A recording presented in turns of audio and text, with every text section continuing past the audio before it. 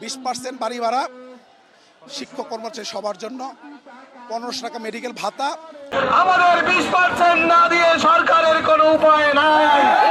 জটিলতা কোন রকম তালবাহানা। মূল বেতনের 20% হারে বাড়ি ভাড়া, 1500 টাকা চিকিৎসা ভাতা এবং কর্মচারীদের জন্য উৎসব ভাতা বৃদ্ধি সহ 3 দফা দাবিতে লাগাতার কর্মবিরতির ঘোষণা দিয়েছে বেসরকারি শিক্ষা প্রতিষ্ঠানের এমপিওভুক্ত শিক্ষক ও কর্মচারীরা।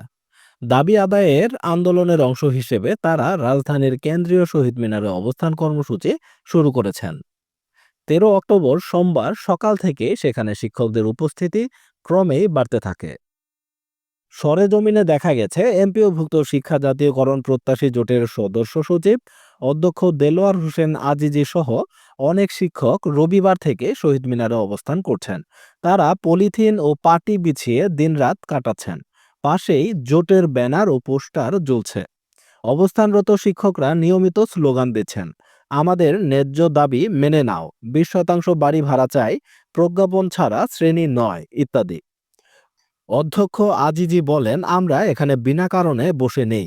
আমাদের ন্যায্য দাবি মেনে নেওয়া হলে আমরা সঙ্গে সঙ্গেই অবস্থান তুলে নেব।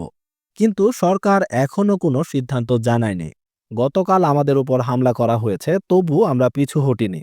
আজকের মধ্যে যদি 20% বাড়ি ভাড়া ও 1500 টাকার চিকিৎসা ভাতা সংক্রান্ত প্রজ্ঞাপন না হয়, তাহলে আমরা এখান থেকেই কর্মসূচি চালিয়ে যাব। এর আগে রবিবার বেলা 1:45টার দিকে জাতীয় প্রেস ক্লাব এলাকায় আন্দোলনরত শিক্ষকদের ছত্রভঙ্গ করতে পুলিশ জলকামান, লাঠিচার্জ ও সাউন্ড গ্রেনেড ব্যবহার করেছে। এতে উত্তেজনা ছড়িয়ে পড়ে এবং শিক্ষকরা বিভিন্ন দিকে ছড়িয়ে পড়েন। পরে একাংশ পুনরায় প্রেস ক্লাবের সামনে জড়ো হলেও অন্য অংশটি শহীদ মিনারে এসে অবস্থান নেয় এবং সেখান থেকেই নতুন করে কর্মসূচি ঘোষণা দেওয়া হয়। শিক্ষক কর্মচারীরা জানিয়েছেন, সরকারের কাছ থেকে দাবি দেওয়া বাস্তবায়নের লিখিত নিশ্চয়তা বা প্রজ্ঞাপন ছাড়া তারা আর শ্রেণী কার্যক্রমে ফিরবেন না। অর্থ মন্ত্রণালয়ের সঙ্গে আলোচনার পর জোটের সদস্য সচিব অধ্যক্ষ দেলোয়ার হোসেন আজিজি বলেন, এখন প্রজ্ঞাপনই চূড়ান্ত সিদ্ধান্তের প্রতীক। আমরা কথাই নয়, লিখিত প্রজ্ঞাপন চাই। তবে আন্দোলন ঘিরে কিছুটা বিভক্তিও দেখা গেছে। একদল শিক্ষক শহীদ মিনারে অবস্থান চালিয়ে যাওয়ার পক্ষে থাকলেও অপর অংশের মধ্যে আলোচনার মাধ্যমে সমাধান চাওয়ার প্রবণতা দেখা গেছে। তবুও বেশিরভাগ শিক্ষকই বলছেন, প্রজ্ঞাপন ছাড়া শ্রেণীকক্ষে ফেরা নয়।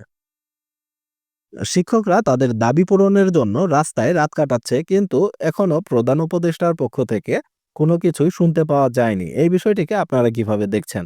এই বিষয়টি নিয়ে আপনাদের যে কোনো মূল্যবান মন্তব্য ও মতামত অবশ্যই কমেন্টে লিখুন।